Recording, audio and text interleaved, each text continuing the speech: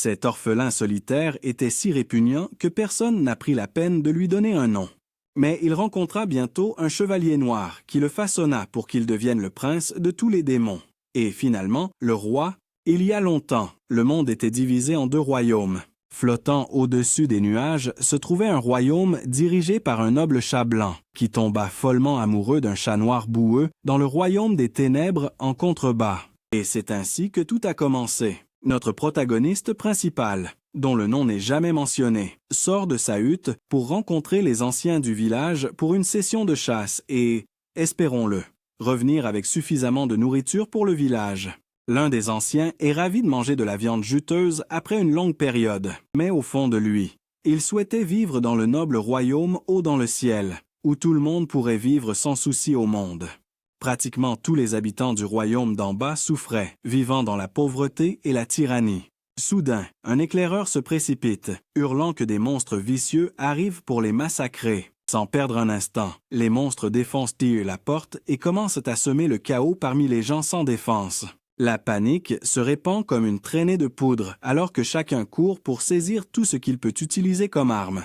Une habitante charge le jeune garçon de s'occuper de tous les enfants et de les emmener dans une grotte située à la périphérie de la ville. La ville est attaquée de toutes parts, tandis que le jeune garçon part rapidement avec les enfants. Cependant, l'un d'eux trébuche sur une pierre, ce qui les ralentit, et soudain, un monstre mille pattes apparaît et profite de cette occasion pour les attaquer. Avec panache, le jeune garçon entre en action, sort un poignard et affronte la bête effrayante. Mais il s'avère que sa peau est plus dure que le métal, de sorte que son coup ne fait pratiquement rien. Le monstrueux mille pattes parvient à tuer plusieurs enfants, et le jeune garçon ne se retrouve plus qu'avec un frère et une sœur. Réalisant que la bête est trop puissante, ils tentent de s'échapper, mais comme le monstre est sur leurs talons, le frère décide de se sacrifier, disant au jeune garçon de partir et de prendre soin de sa sœur. Finalement, le jeune garçon atteint une grotte avec la petite fille, mais elle finit par mourir à cause du poison du mille pattes. Le jeune garçon est dévasté. À la tombée de la nuit, il porte la petite fille et retourne au village, mais il le trouve silencieux comme la mort. Partout où son regard se pose, il ne voit que les cadavres des gens qu'il a connus. Il ne restait plus une seule âme vivante. Dans un désespoir total, il prend une pelle et commence à creuser une fosse commune pour son village, tout seul. Les jours passent jusqu'à ce que nous voyions un mystérieux chevalier voyageant seul. Quand il croise notre protagoniste sans nom en train de creuser, il révèle qu'il était à la recherche d'un village, auquel le jeune garçon répond qu'il a disparu. Il offre du pain au jeune garçon et lui dit qu'il mourrait d'une mort insignifiante s'il continuait à creuser ainsi seul. Le chevalier se présente comme skieur et s'assoit avec le jeune garçon. Il lui demande son nom, auquel le jeune garçon répond qu'il n'en a pas et qu'il peut l'appeler comme il veut, comme le faisaient les villageois autrefois. Et donc, cela ne le dérange pas que skieur l'appelle aussi n'importe comment. Le jeune garçon demande à Skier pourquoi le roi des ténèbres permet à des monstres dangereux de sévir dans ce monde. Et Skier répond que le roi a ses propres préoccupations et ne se soucie pas de choses superficielles comme le bonheur des gens.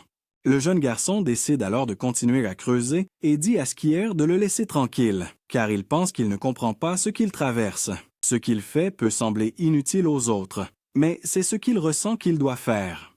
Il dit à Skier qu'il ne sert à rien d'être obsédé par la terre et le ciel, car tout le monde est pareil quand on est dans un trou.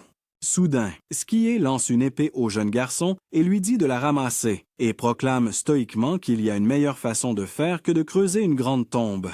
Par instinct, le jeune garçon ramasse l'épée et la dégaine. Sans hésitation, il affronte Skier qui charge sur lui, et étant bien plus expérimenté, il est facilement capable de briser la garde du jeune garçon à plusieurs reprises.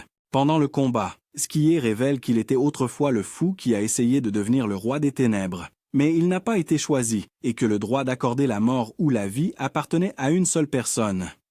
Le roi des ténèbres.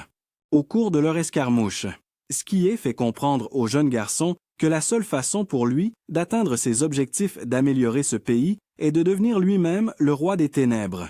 Skier lui fait prendre conscience de l'amère réalité que le jeune garçon doit désormais accepter. Aucune aide divine ne changera son destin. Il devra le faire seul. Le jeune garçon déclare qu'il deviendra roi et qu'il fera tout ce qu'il faut pour cela. Il charge Skier de toutes ses forces et parvient à détourner l'épée de Skier. Skier se met à rire étrangement, ce qui déconcerte le jeune garçon. Il dit qu'il n'aurait jamais pensé qu'un tel miracle l'attendait à la fin, et quelques instants plus tard, il tombe au sol. Le jeune garçon s'inquiète immédiatement pour son maître éphémère, qui révèle qu'il approchait de la fin de sa vie.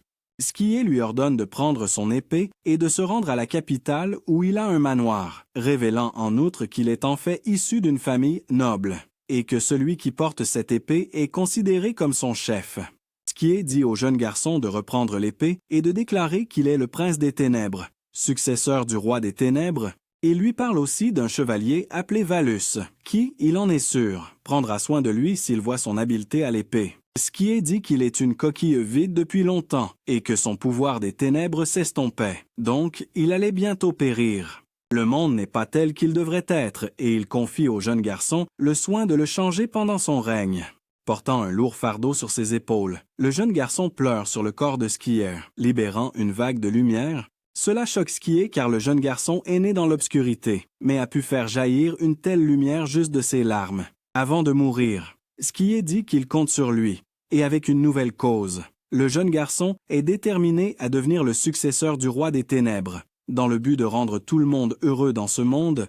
Pendant ce temps, au-dessus des nuages, une horde de ténèbres approche du royaume blanc, refusant de céder la rune originelle aux ténèbres. La reine Iris utilise son arme alimentée par la rune, qui crée un rayon magique assez puissant pour réduire considérablement le nombre d'ennemis. La rune originelle était la plus puissante de toutes les runes, c'est pourquoi les monstres des ténèbres la veulent à tout prix. Le brave chevalier Fuse mène les autres chevaliers de lumière au combat, risquant leur vie pour protéger leur reine et la rune. La sœur d'Iris, une prêtresse nommée Shiyama, utilise également le pouvoir des runes pour lancer un sort de bouclier sur les chevaliers pour une protection supplémentaire. Après avoir réussi à chasser les monstres des ténèbres, la reine Iris retourne à son château. Le frère cadet du chevalier Fuse, appelé Théo, est ravi de revoir son frère aîné ainsi que la prêtresse Chiyama, mince et pulpeuse, qui reviennent de la bataille. Chiyama partage ses inquiétudes, pensant qu'Iris hésite à tuer le roi des ténèbres, car elle croit que les ténèbres sont essentielles à l'équilibre du monde. Fuse balaie ses inquiétudes, rassurant Chiyama que la reine Iris est tout à fait déterminée à tuer le roi des ténèbres. De son côté, Iris rencontre un des prêtres car elle s'inquiète de la prochaine attaque possible des ténèbres. Elle décide donc d'entraîner les forces à l'avance. Pendant ce temps, le jeune garçon sans nom rencontre le chevalier noir Valus, qui remarque l'épée de cire que porte le garçon, prenant le garçon pour un voleur. Valus essaie immédiatement de récupérer l'épée de son défunt maître Sisir par la force. Le jeune garçon l'informe alors que Cyr est mort, mais Valus suppose que c'est lui qui l'a tué. Alors il lance une attaque de magie noire sur le jeune garçon. Cependant, il se rend compte que ce jeune garçon ne pouvait pas rivaliser avec Sekir car il l'a mis à terre si facilement et lui demande pourquoi il est venu. Le jeune garçon dit à Valus que Cyr lui avait confié la mission d'être le prochain roi des ténèbres et lui avait remis sa noble épée, le jurant prince des ténèbres. Réalisant qu'il dit la vérité, Valus rengaine immédiatement son épée et guide le garçon au manoir de Cyr. De retour au château du Royaume Blanc, Chiyama trouve la reine Iris en train de prier la rune originelle. Chiyama plaisante en disant qu'Iris ressemble plus à une prêtresse qu'à une reine et lui demande si tout le pays des ténèbres en veut à la rune originelle. Iris l'informe que c'est vrai et que le roi des ténèbres est le principal à essayer égoïstement d'obtenir la rune originelle. Alors que les habitants du royaume des ténèbres souffrent, Iris espère que le prochain roi des ténèbres préservera l'équilibre comme c'était le cas autrefois. Cependant, pendant qu'elle parlait, un chevalier se précipite dans la pièce pour informer Iris d'une attaque sur leur capitale occidentale. Le démon à la tête de l'attaque n'est autre que le redouté Baal, ce qui incite Iris à ordonner immédiatement à Chiyama de préparer les troupes avec Fuse. Nous voyons ensuite la majestueuse reine Iris voler dans toute sa splendeur, tandis que Chiyama communique par télépathie avec tout le monde, informant le peuple que leur royaume est attaqué par de vicieux monstres près de Med, la capitale occidentale. Cela incite les chevaliers à préparer leur défense pour exterminer Baal, qui est si puissant.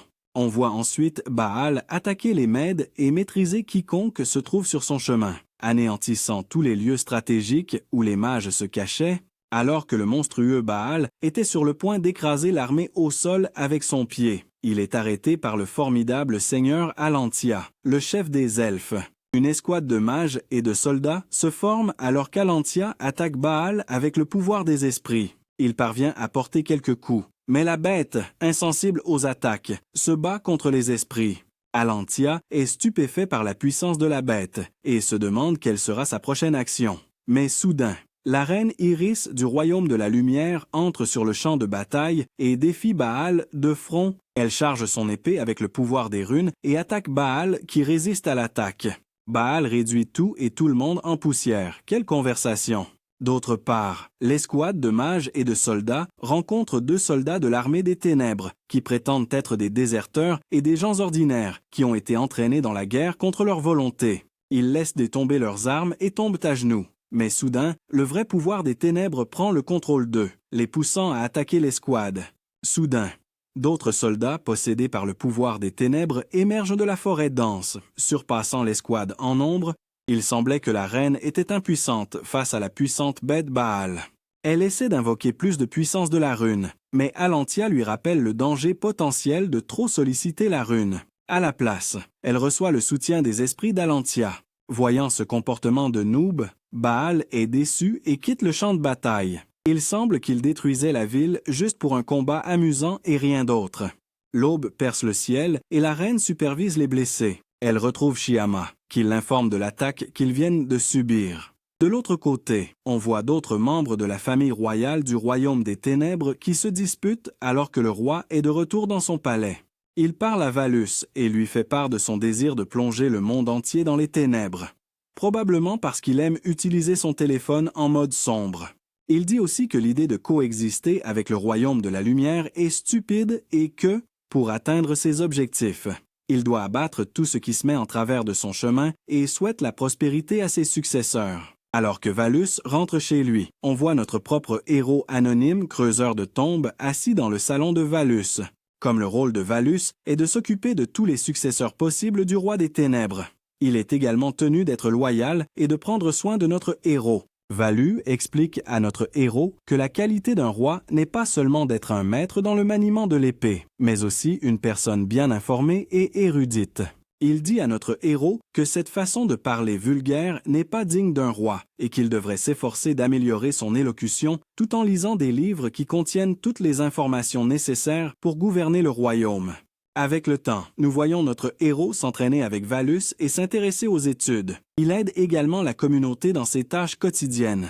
Notre héros devient enfin un peu plus fort et on lui donne les vieux vêtements usés qu'il portait quand il avait le même âge que notre héros. Nous voyons une autre candidate au trône, Lady Garoza, qui est sur le terrain avec son armée de soumis. Ils sont confrontés à 3 monstres que Lady Garoza incinère avec facilité. Elle se laisse emporter par ce qu'elle a fait et en tire fierté. Mais une bête survivante l'attaque. Sans avoir le temps d'attaquer, Lady Garoza se prépare à l'impact.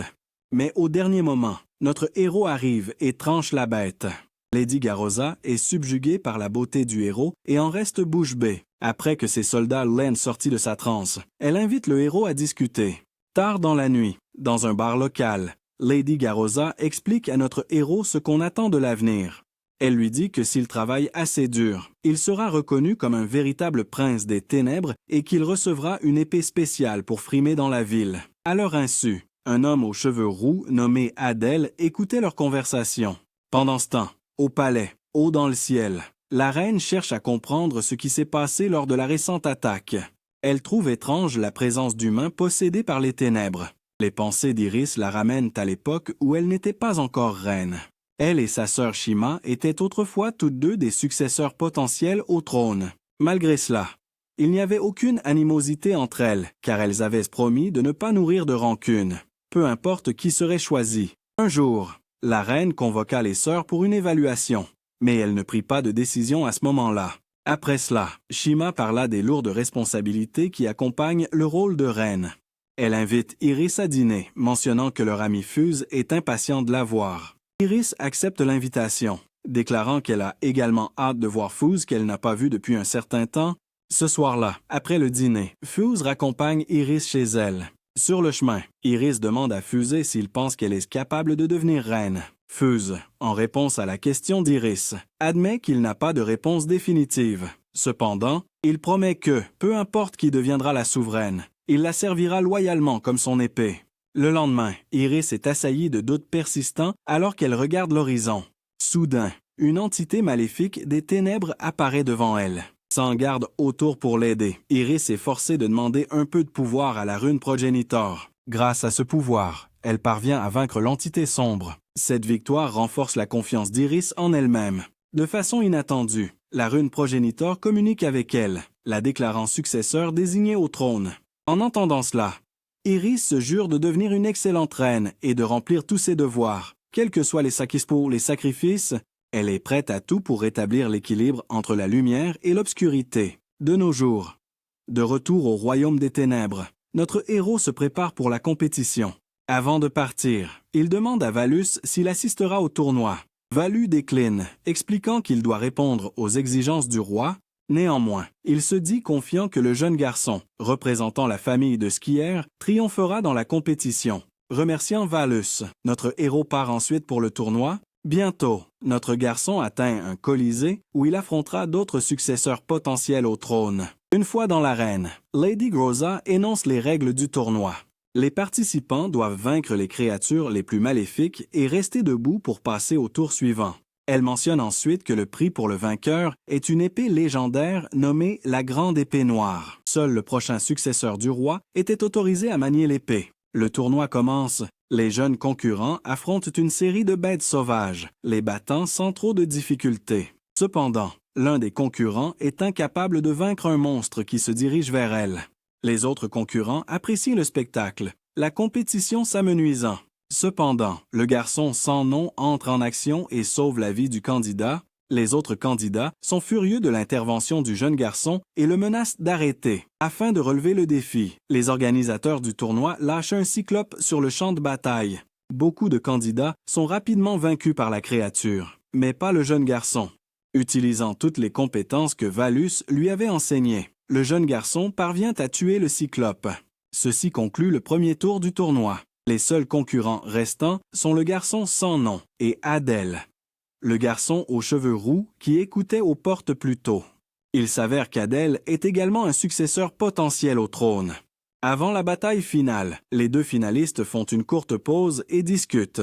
Pendant leur conversation, Adèle reproche au jeune garçon d'avoir aidé un autre concurrent au premier tour. Adèle considère cela comme une faiblesse, arguant qu'un futur roi sombre doit être impitoyable et ne montrer aucune pitié. Le jeune garçon, cependant, n'est pas d'accord.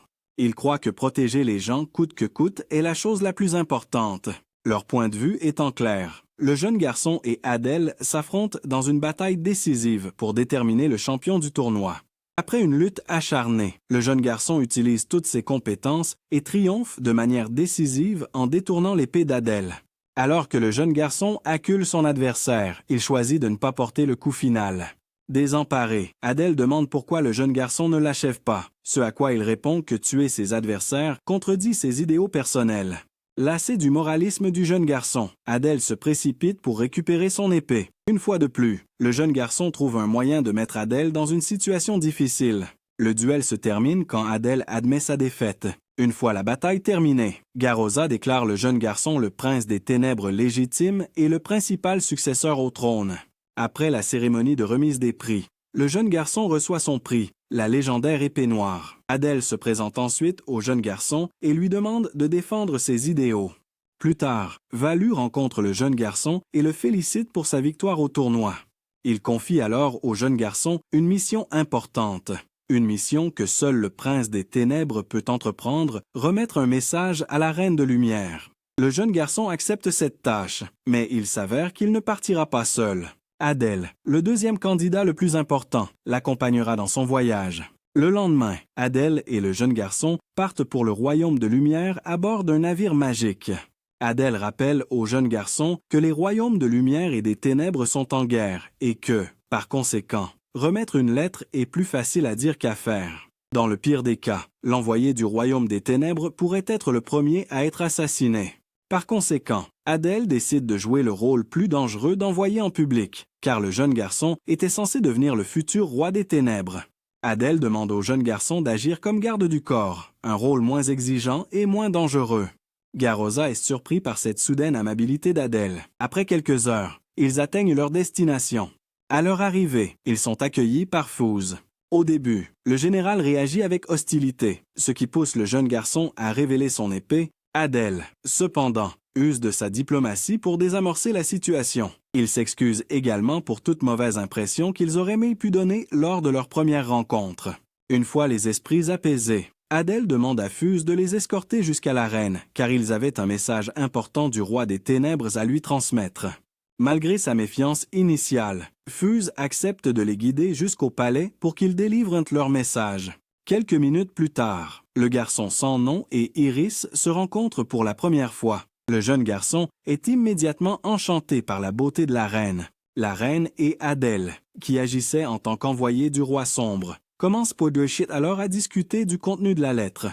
Le roi sombre cherche apparemment à former un pacte avec Iris pour vaincre Baal. L'incarnation de la destruction, Baal est apparu à la fois dans le royaume de la lumière et dans le royaume des ténèbres, laissant le chaos dans son sillage. Iris hésite à accepter le pacte car le roi des ténèbres est connu pour sa cruauté. Iris pense que le roi pourrait devenir agressif envers le royaume de la lumière une fois que Baal aura été vaincu. Le jeune garçon murmure alors que le prochain roi des ténèbres ne sera pas cruel. Pour comprendre les paroles du jeune garçon, Adel informe Iris de la décision du roi d'abdiquer dans un futur proche. Adel suggère que le prochain successeur au trône ne sera peut-être pas aussi hostile que l'actuel roi tyrannique. Avec toutes les informations dont elle dispose, Iris décide de prendre une décision claire le lendemain. Fouz emmène ensuite Adel et le jeune garçon dans une chambre d'amis. Le jeune garçon interroge Fouz sur la reine Iris, mais Fouz le rabroue immédiatement car il déteste les êtres des ténèbres. Fouz s'éloigne en rappelant à Adel et au jeune garçon qu'ils sont tous les deux des ennemis de la lumière. Après le départ de Fouz, Adel rappelle au jeune garçon qu'ils doivent rester prudents. Adel a le sentiment que lui et le jeune garçon ont été injustement victimes de discrimination depuis le moment où ils ont mis les pieds dans le royaume de la lumière. Cependant, le jeune garçon souligne que la reine Iris n'a pas de préjugés et qu'elle est différente des autres. Se fiant à la parole du jeune garçon, Adel espère que la reine prendra une décision en leur faveur. Le lendemain, Adel et le jeune garçon se rendent pour entendre la décision de la reine. Avant d'annoncer sa décision, Iris pose une question au jeune garçon, surprenant Adel. Iris lui demande ce que les habitants du Noir penseraient de l'Alliance. Le jeune garçon révèle que les habitants des ténèbres ont peur de mourir à cause de Baal. Par conséquent, il pense que l'Alliance pourrait aider à sauver de nombreuses vies dans le royaume des ténèbres et le royaume de la lumière. Après avoir entendu le point de vue du jeune garçon, Iris révèle qu'elle s'alliera avec les ténèbres pour tuer Baal pour le bien commun des habitants des deux royaumes. Le lendemain, Iris part pour le royaume des ténèbres afin de consolider la nouvelle alliance avec le roi des ténèbres. De retour au palais du royaume de lumière, Fouz informe Shima du départ de la reine pour le royaume des ténèbres. Fouz révèle en outre qu'Adel et le garçon ont été placés sous surveillance pendant l'absence de la reine. Shima craint qu'en l'absence de la reine, Adel et le jeune garçon aient maintenant l'occasion d'attaquer et d'affaiblir le royaume. Cependant, Fouz la rassure en lui disant qu'il sera en charge du palais pour empêcher qu'un tel scénario ne se produise. De plus, Fouz pense que l'émissaire Adel et le garçon sans nom étaient plutôt amicaux. Pendant ce temps, de retour au royaume des ténèbres, l'armée du roi des ténèbres commence à se mobiliser, se préparant à la confrontation attendue contre Baal. Comme prévu, Valu et Groza prennent les choses en main, laissant les soldats du royaume des ténèbres se mobiliser. Soudain, Baal émerge, semant le chaos et la destruction.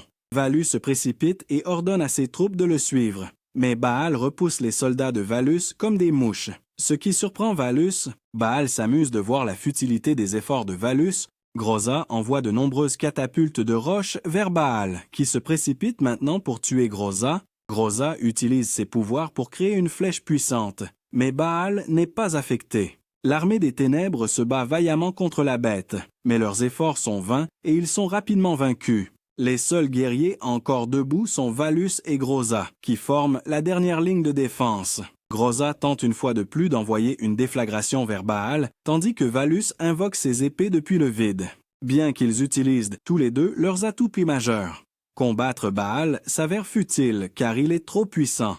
Valus se précipite et lacère Baal, mais est immobilisé par un simple rugissement que Baal lui envoie. Valu et Groza étant incapables de bouger à cause du rugissement de Baal. Leur vie ne tient qu'à un fil. Contre toute attente, le roi sombre intervient, sauvant ses deux derniers guerriers. Baal et le roi sombre se retrouvent alors face à face. N'ayant aucune intention de laisser Baal en vie, le roi commence à le cibler sans relâche. Baal résiste aux attaques et provoque le roi en lui reprochant de ne pas être à la hauteur de son titre prestigieux. Pour aider le roi à tuer la bête, Iris lie Baal en utilisant des pouvoirs magiques du bord progéniteur. Le roi sombre profite de cette occasion pour emprisonner Baal pour l'éternité à l'intérieur du volcan Tartare. Alors que le ciel se dégage au-dessus du royaume de Baal, Iris réalise qu'elle se tient face au roi sombre. Iris prend congé, ayant aidé à vaincre Baal comme promis dans le pacte. Pendant ce temps, de retour au royaume de lumière, Shima rencontre Adel et le jeune garçon. Adel commence à draguer Shima. Shima ne prête aucune attention à ses commentaires et demande plutôt des nouvelles des habitants du royaume sombre.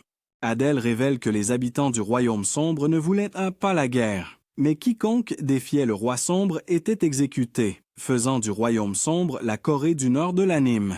Soudain, quelque chose attire l'attention du jeune garçon. Alors il court vers cela, laissant tout le monde perplexe. Près de la fenêtre, Shima remarque que la reine Iris est revenue au royaume de lumière. Le jeune garçon se précipite vers la reine Iris, qui s'évanouit d'épuisement. Heureusement, le jeune garçon arrive à temps pour la rattraper dans sa chute. Juste avant de s'évanouir, Iris a révélé qu'elle avait réussi à remplir les conditions du pacte. Fuse et Shima arrivent sur les lieux, et Shima suppose qu'Iris a utilisé beaucoup de pouvoir, ce qui l'a fait s'évanouir. Ils la transportent immédiatement au palais, tandis qu'Adel et le garçon retournent à leur chambre d'amis.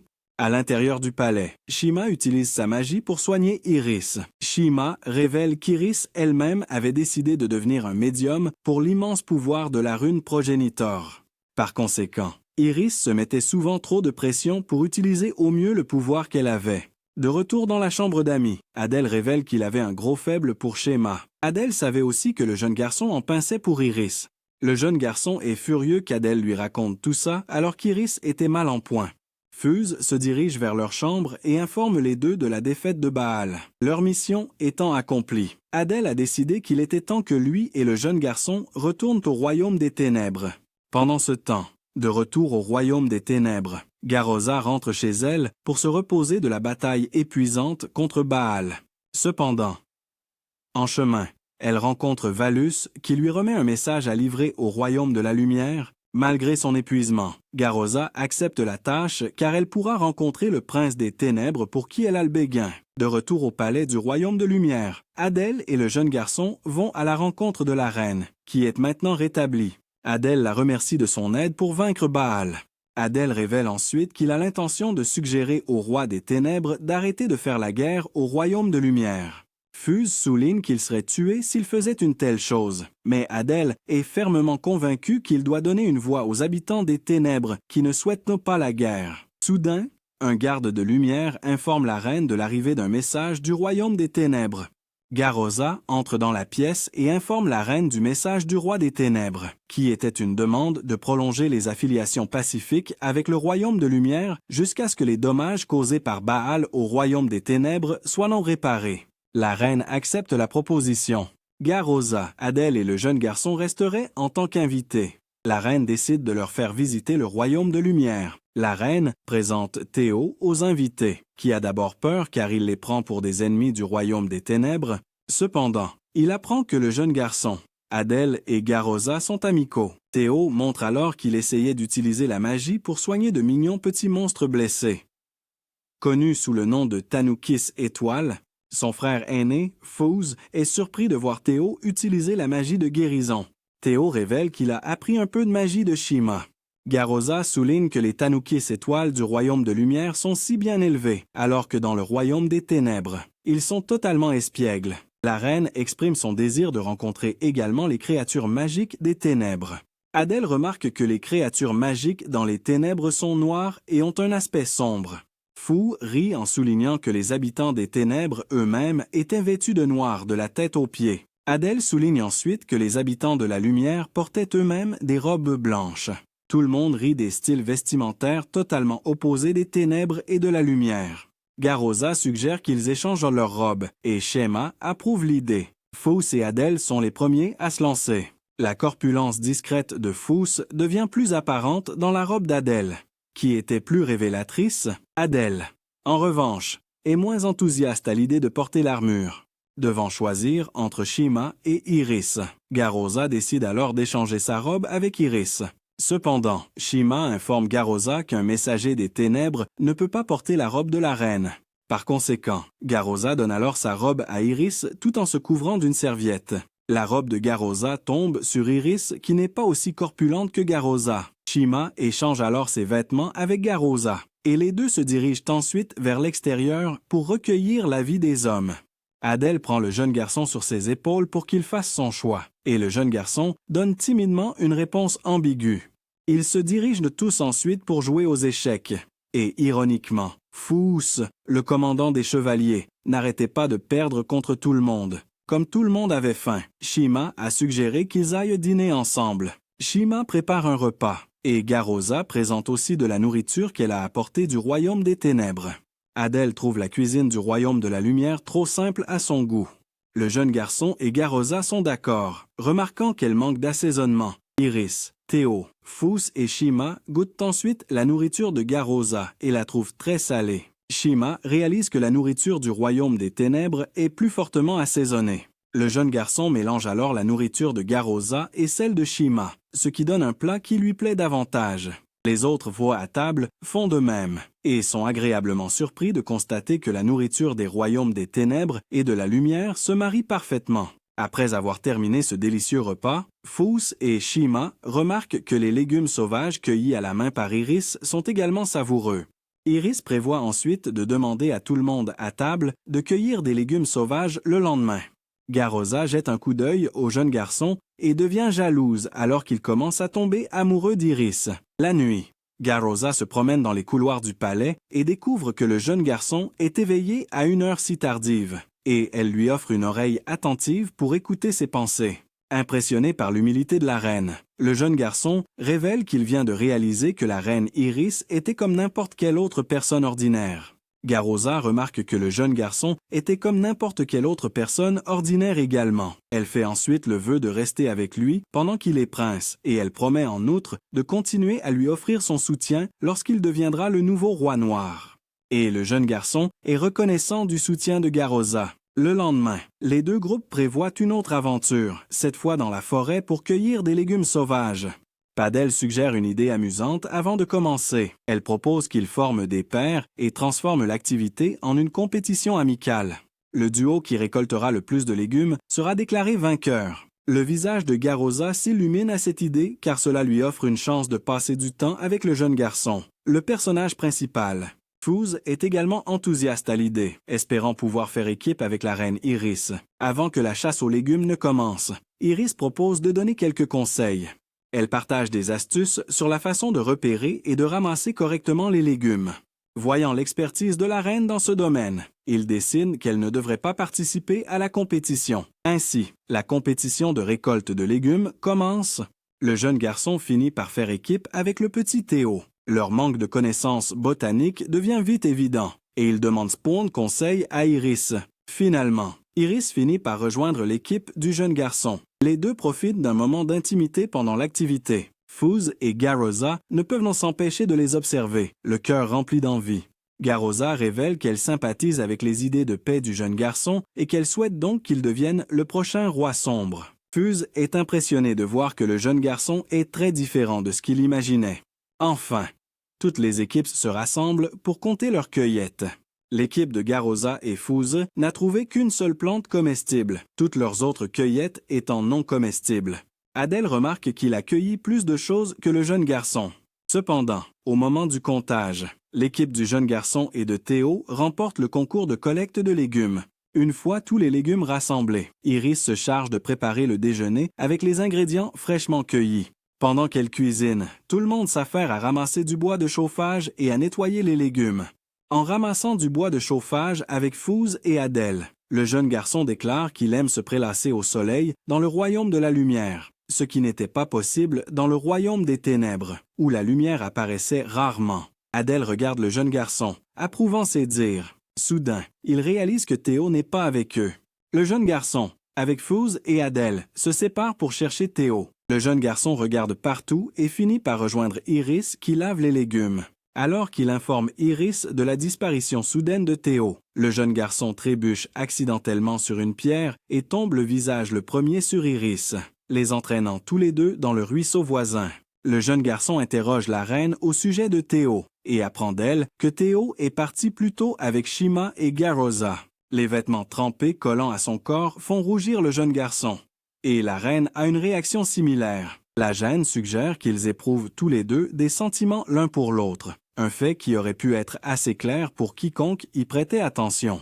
Malgré la gêne, la scène continue. Le couple se retire ensuite dans un endroit isolé pour faire sécher leurs vêtements et passer un peu plus de temps seuls. Shima, Garoza et Théo rejoignent Adèle et Fuse pour préparer le déjeuner. Lorsque le jeune garçon et Iris reviennent auprès du groupe, maintenant vêtus d'habits secs, Garoza ne peut cacher son agacement de les voir ensemble. Tous les personnages mettent la main à la pâte pour préparer le déjeuner. À la fin, ils s'assoient ensemble pour savourer un délicieux repas. Comme Fuse l'avait dit précédemment, les invités de Dark apprécient le repas. Shima apporte même du sel, sachant que les invités de Dark apprécieront un assaisonnement plus prononcé. C'est un moment joyeux et agréable. Malheureusement, ce moment de paix ne dure pas longtemps. Le lendemain même, le roi sombre ordonne au jeune garçon et à ses amis de retourner immédiatement au royaume sombre. Avant leur départ, Iris remet une lettre à Adèle. La lettre expose une proposition de libre-échange entre les royaumes sombres et lumineux. Adèle accepte volontiers de transmettre ce message à son roi. Mais alors, son attitude change soudainement. Il mentionne que le royaume sombre souffre d'un manque de lumière du soleil à cause du royaume d'Iris, rendant la terre stérile. Iris, en réponse, déclare que c'est juste la nature du monde. Soudain, Adèle se met à agir étrangement alors qu'il fait la leçon à la reine sur le style de vie élitiste de la lumière. Il se transforme ensuite en démon et se jette sur la reine. Le jeune garçon réagit instantanément. Dégainant son épée, il tue son camarade pour protéger Iris. La vue des mouvements rapides et mortels du jeune garçon laisse Iris sous le choc. Cela semble être une réaction naturelle à la tournure violente des événements. Après avoir été roué de coups par Fouz, le jeune garçon est ensuite saisi et enfermé, et est considéré comme une menace par ceux qui ont été témoins de ses actions.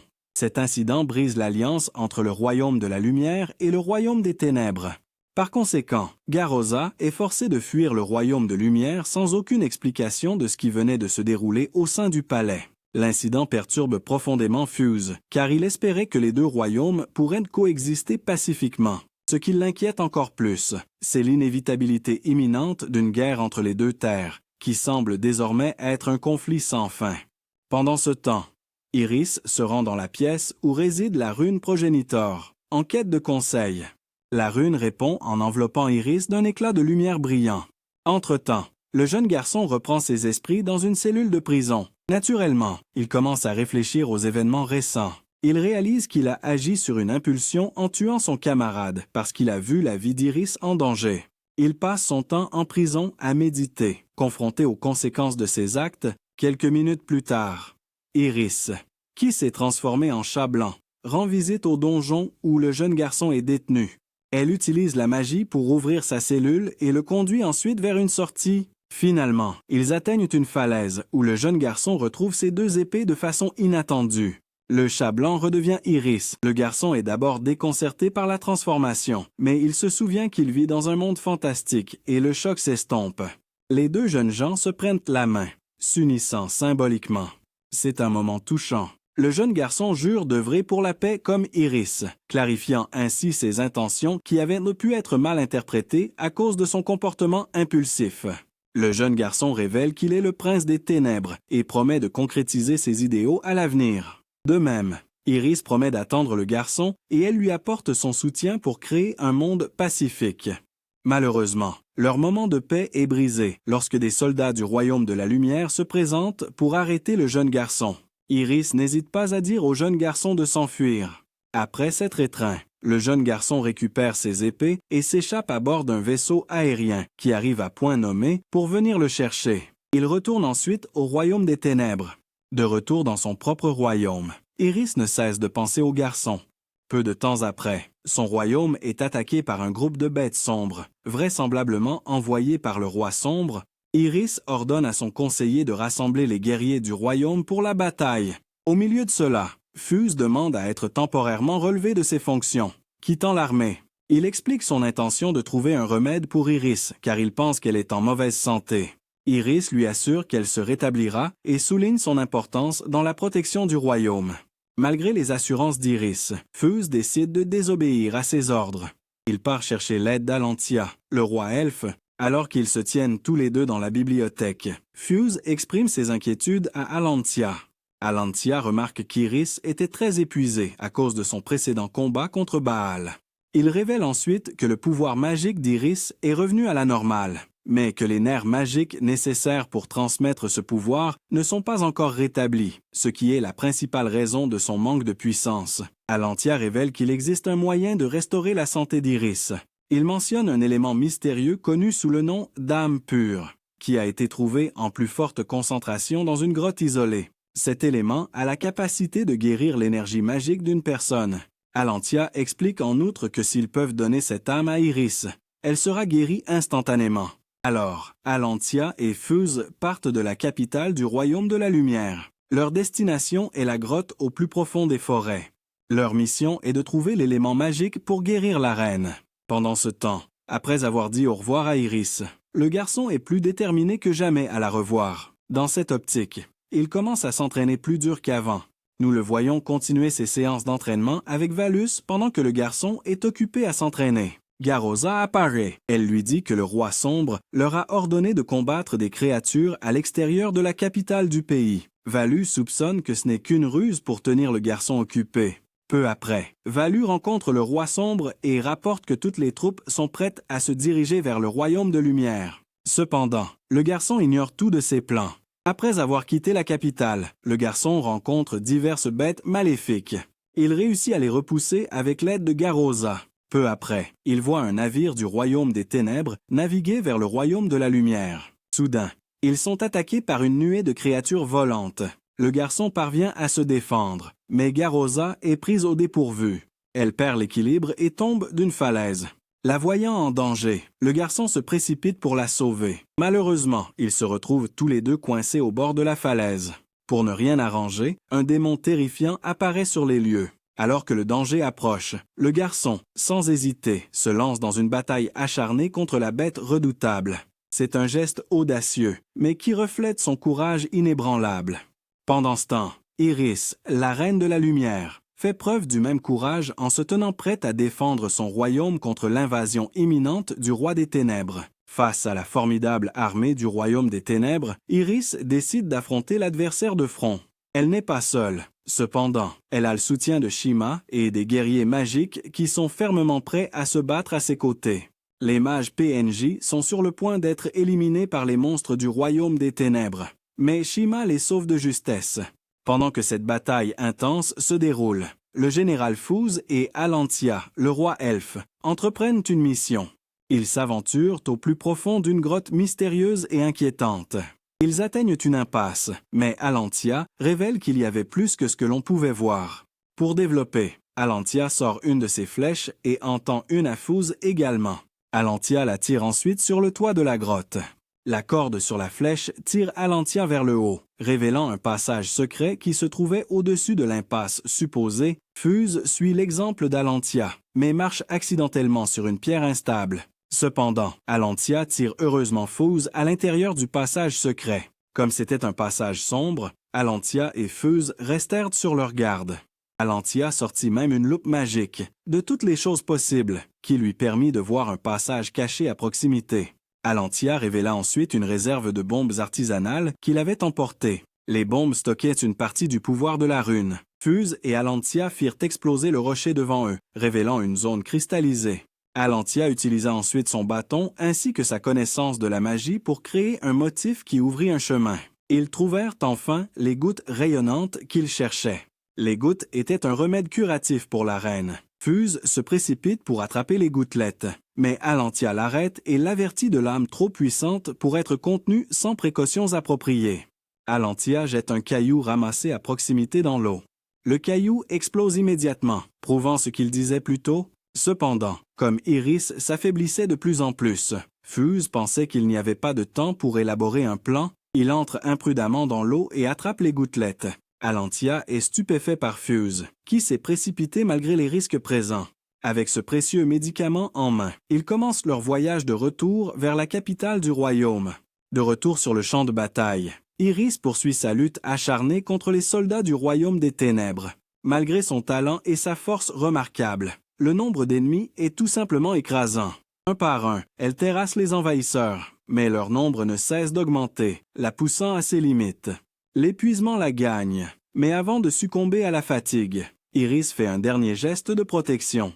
Avec l'aide de Shima et de quelques autres mages, Iris conjure une barrière magique qui enveloppe et protège la ville. Cependant, l'effort est considérable et elle s'effondre au sol, vidée de son énergie. Pendant ce temps, dans le royaume des ténèbres, le jeune garçon poursuit son propre combat contre la bête cornue. Garoza essaie de garder ses distances tout en attaquant, tandis que le jeune garçon se précipite tête baissée pour combattre la bête.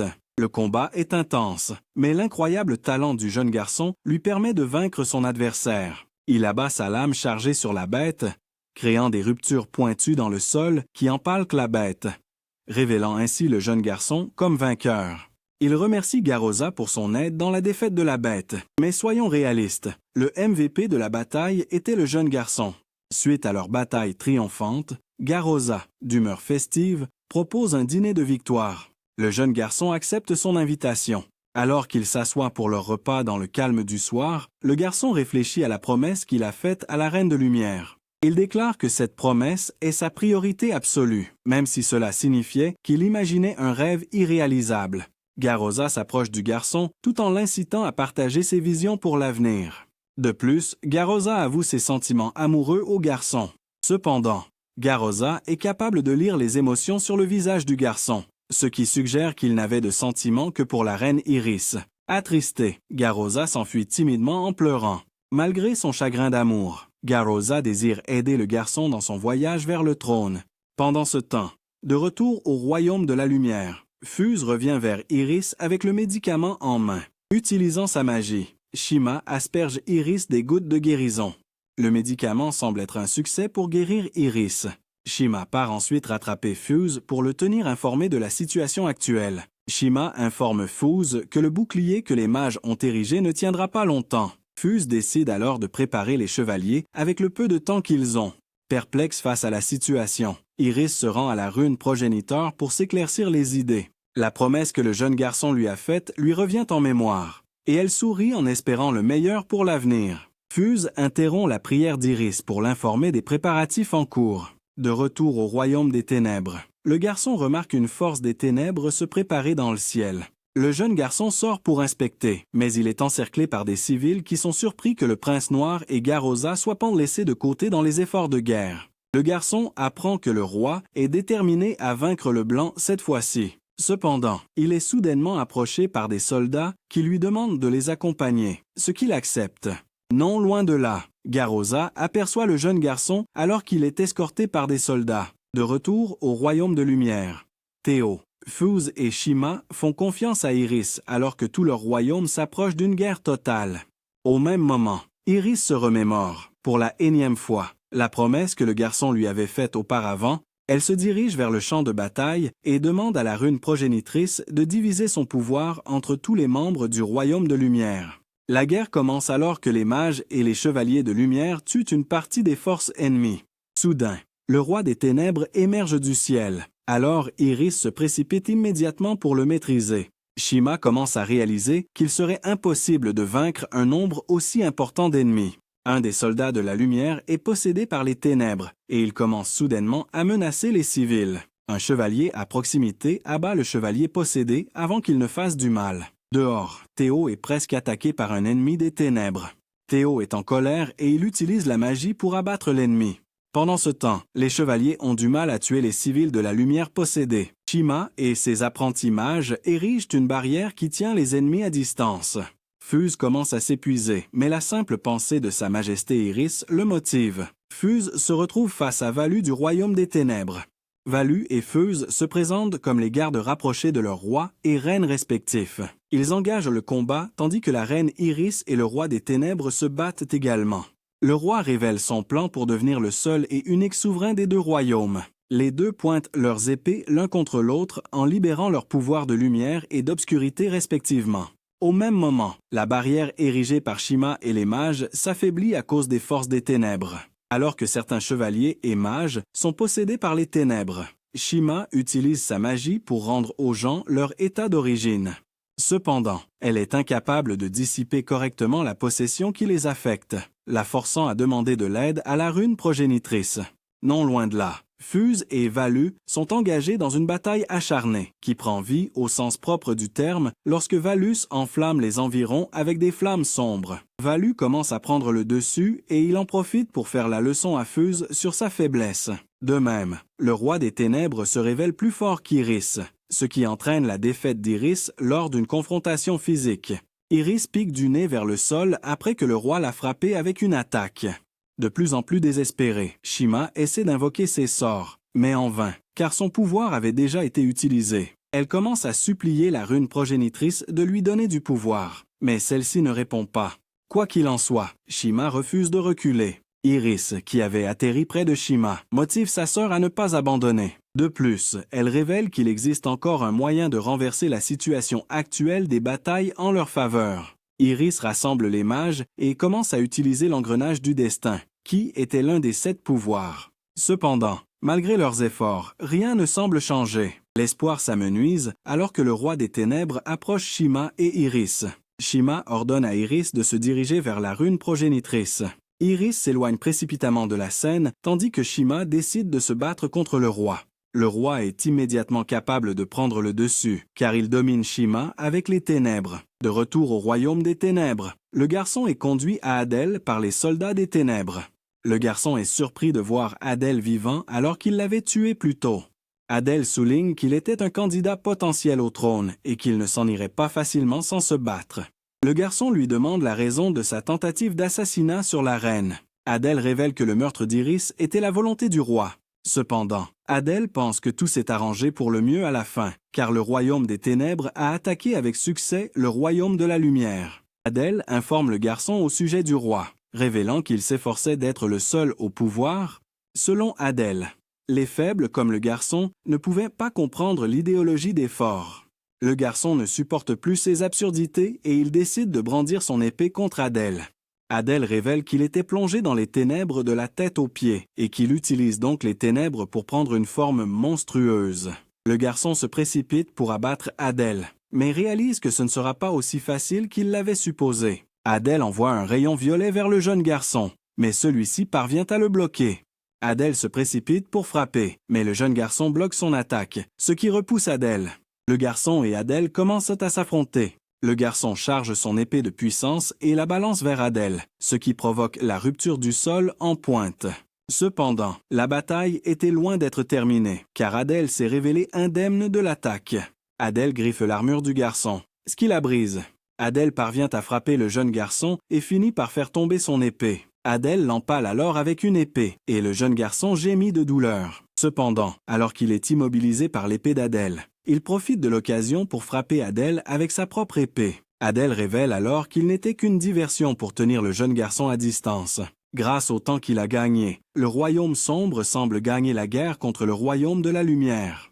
Adel révèle en outre que le roi prévoit en fait d'absorber la rune progénitrice, ce qui provoquerait la propagation des ténèbres partout et, par conséquent, l'équilibre s'effondrerait. Les habitants des deux royaumes en mourraient. Le garçon réalise que le roi représente une énorme menace, car il vise l'anéantissement total de tout et de tous. Adel disparaît soudainement dans les ténèbres après avoir été frappé par lui. Le jeune garçon réalise qu'il doit agir vite car le temps joue déjà contre lui. Le garçon décide de se diriger vers le royaume de la lumière, mais il est ralenti par une horde de forces obscures. Pour faire face aux forces qui bloquent son chemin, Garoza lui prête main forte dans le combat. Le garçon commence à chercher un moyen d'atteindre le royaume de la lumière à cause de l'énorme distance. Alors que l'espoir s'amenuisait, une puissance a soudainement envahi le jeune garçon, révélant une nouvelle paire d'ailes sur son dos. Le garçon s'envole pour sauver les conditions dans le royaume de la lumière. Pendant ce temps, de retour au royaume de la lumière, le roi commence à jouer avec Shima en lui faisant ressentir des émotions négatives.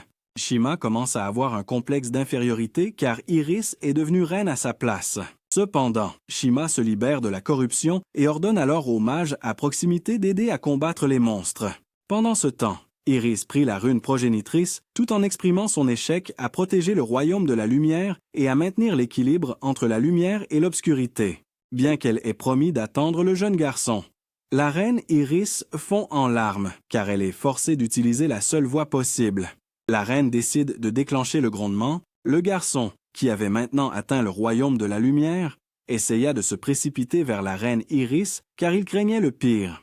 La reine Iris décide de se sacrifier en demandant à la rune progénitrice de détruire le royaume afin de vaincre le roi des ténèbres qui semait le chaos.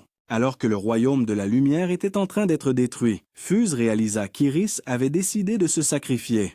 Incapable d'accepter les événements qui se déroulaient sous ses yeux, Fuse sombre dans une spirale de dépression. Garoza est capable de voir la destruction du royaume de la lumière depuis le royaume des ténèbres. De plus, Théo essaie de fuir la scène dans l'espoir de trouver refuge dans un endroit sûr. Alors que le garçon arrive sur les lieux, la reine Iris commence à pleurer à cause de leurs promesses non tenues.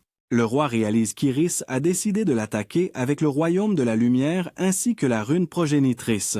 Le garçon se précipite alors vers le roi avec son épée, et il perce la poitrine du roi, réalisant au moins une partie du souhait d'Iris. Cependant, Fuse est incapable d'accepter la mort d'Iris, et il commence à se mettre en colère qu'elle ait pris une telle décision.